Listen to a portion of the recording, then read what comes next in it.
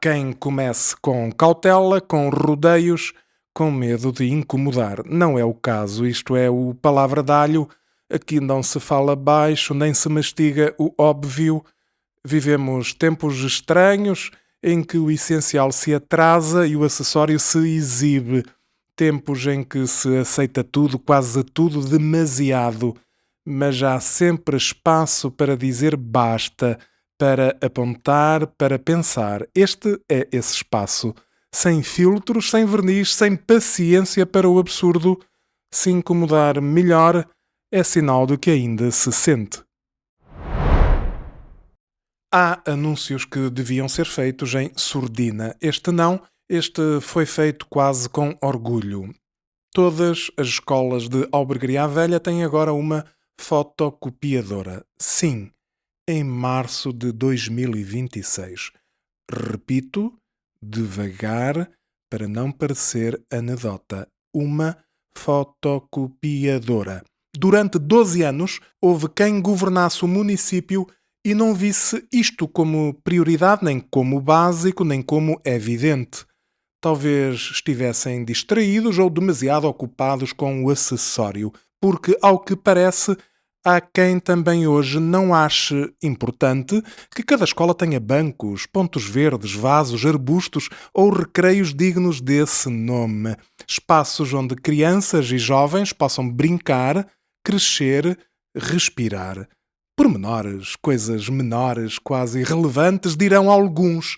E o mais curioso, algumas dessas personagens continuam hoje em lugares de poder no executivo camarário. Nada como a persistência do erro.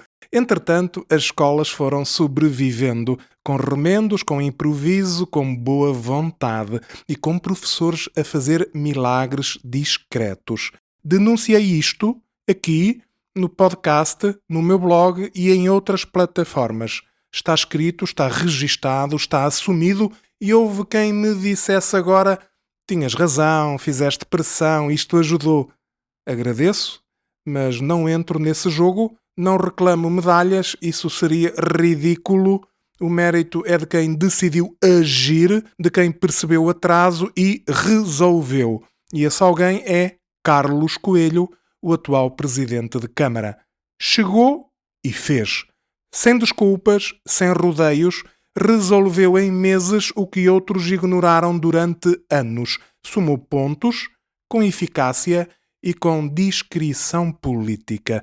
Percebeu o essencial. Governar não é adiar, é resolver. Que o seu andamento continue e que contagie quem anda ainda parado. Porque uma escola sem condições não é uma escola, é um cenário mal montado. E já chega de fingir. Viajar de comboio deveria ser um prazer. Em Portugal é um teste de paciência. Fui a Lisboa e dei volta quase 5 horas. 5 horas num Alfa, supostamente rápido, mas a certa altura, 40 km/h, depois 60, um Alfa a andar como um carro avariado. Carruagens sujas, casas de banho fechadas, sem a explicação, nem uma música, nenhum conforto, nenhum cuidado. No regresso, pior ainda, parados na Gare do Oriente, mais de 20 minutos, silêncio absoluto, nenhuma explicação, nenhuma informação. Ninguém valida bilhetes, ninguém controla nada, entrou quem quis, sentou-se quem pôde, paragens inesperadas, fora do plano, fora da lógica, uma viagem que parecia não acabar. Horários, uma ficção otimista. Chegar a horas, um ato de fé.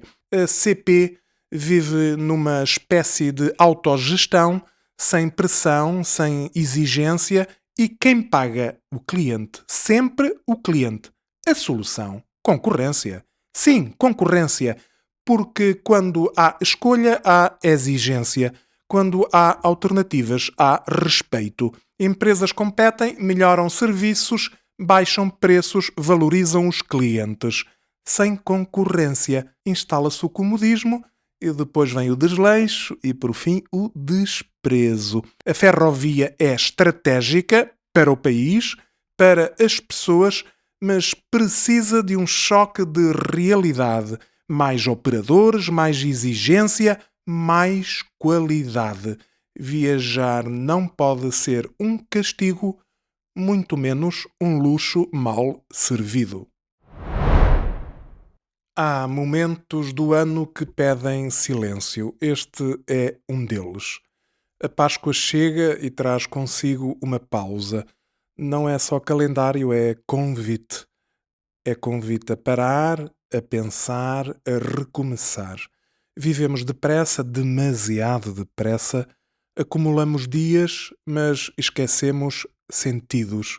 Corremos atrás de tudo e perdemos o essencial. Esta é uma altura para olhar para dentro, sem filtros, sem ruído. O que afinal nos pesa? O que nos faz falta? O que ainda faz sentido?